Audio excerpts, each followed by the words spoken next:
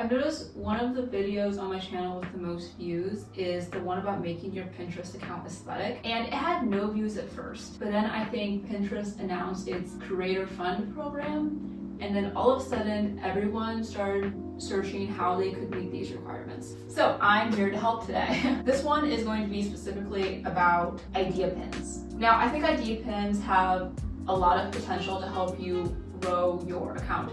That's actually how I grew mine. So I'm going to show you some examples from my account. Right now I have 145k monthly views and 518 followers. So under your created, you will see idea pins, and then you'll have other pins. Other pins are going to be the normal pins you see on Pinterest. And as you can see by these types of analytics, the one with the most impressions only has 36. So obviously that's not good. Not to say that these aren't valuable, but it just shows that Pinterest right now is really trying to push out story pins. If you want to get more reach faster, I found that doing idea pins works really well for that. So if we scroll up to my idea pins, you are going to see that I kind of have two different formats I've been using. My most recent ones, I've just been posting a photo and then posting kind of like different variations of the photo behind it. But then as we scroll down, you can see a different type of format I was using. And this one has some sort of cover with a title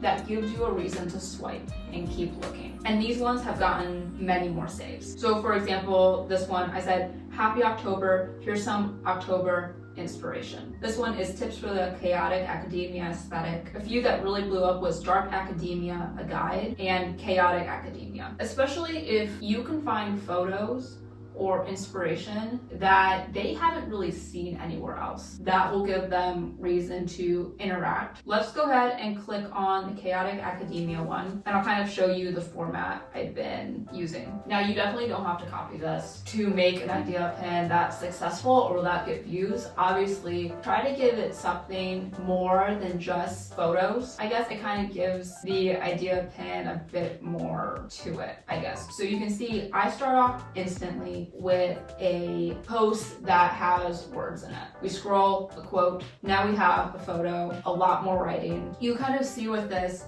it's not the same thing over and over again. So someone's gonna click that and scroll through the first three and be like, wow, this keeps changing up so fast, but like it's informative. So I'm gonna go all the way to the end. But I thought it'd be fun if I took you guys through how I would make a story pin. And we're gonna get into the ethics of story pins really quick. With all of my story pins, I always took screenshots of things I found on Pinterest, and I made sure I put not my photos, like don't give me credit for this, something like that. If you want to use photos on Pinterest, but you want to credit people, you can try to track down who did it, but honestly, good luck, because if it's a really popular photo, it's gonna be so hard to find the original creator of that photo. It would probably take you hours if you could even find it. But that is an option if you do want to use Pinterest pins and give credit. I would say if you do want to just use pins on Pinterest, I think that's fine. I think moving forward, I'm gonna try not to do that unless the person has their username in the photo. If you're not gonna find aesthetic photos from Pinterest, where are you gonna find them? I really like two different platforms. I like going to Unsplash. So with Unsplash, all you do is you can just download any photo, and it is completely optional if you want to give credit or not. Unsplash is super easy to use.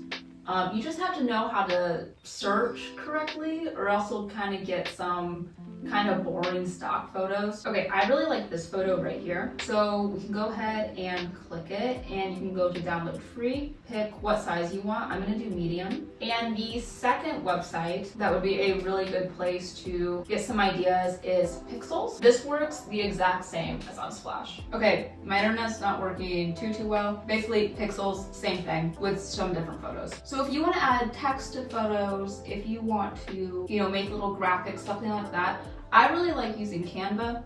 So what I did is downloaded this photo from Unsplash. I grabbed a white triangle, I adjusted the transparency, and I added this quote that I made up. And I also made a different type of graphic that I'll show you later. To create an idea pin, you're going to go into create idea pin. You can do this on your phone, you can do it on your laptop. So I already made a folder on my laptop. So I'm just going to import these 9 images. What I figured out first is what I want my cover page to be. All right, and with this, you're gonna see what's going to be in frame and what won't. So this photo is too big, so it'll cut off there, which I am completely fine with. Let's go ahead and figure out what the next one will be. So this is another graphic that I made in Canva. So I did like academia activities. I wrote down some ideas I had. Okay, so I think I like this layout. Let's go ahead and preview it. Okay, I like that. So we'll go ahead and press next. Here's the title.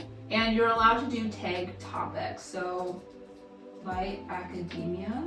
Tags on Pinterest is really weird because you can't really do anything too niche, so you just have to play around until you find something that works.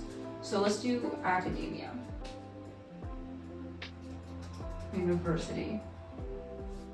Okay, so these are the ones I got. It's okay if the tags don't really accurately describe your idea pin because it's gonna be kind of hard to get just right. I try to think, what is my audience going to be searching for? They'll probably be looking for college outfits. They could be looking for school uniforms, like school outfit ideas. They could be searching study stuff, back to school, any of that.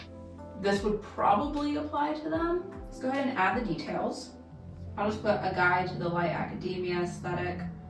Okay, we'll do those as kind of like my keywords. I'm actually going to go back up to the title and put in aesthetic right after that. Okay, that looks pretty good. So let's go ahead and publish.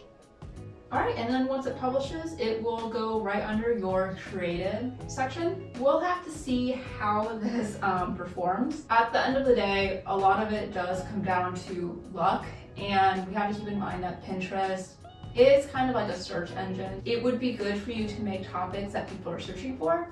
So with fall here, all of these study aesthetics are in full gear. I would think that this one would perform better than if I did summer bucket list inspiration, because no one's really searching for that right now. And even though I'm telling you that this type of format works best for getting clicks, it might not work best for you. I would definitely make a variety of different ones.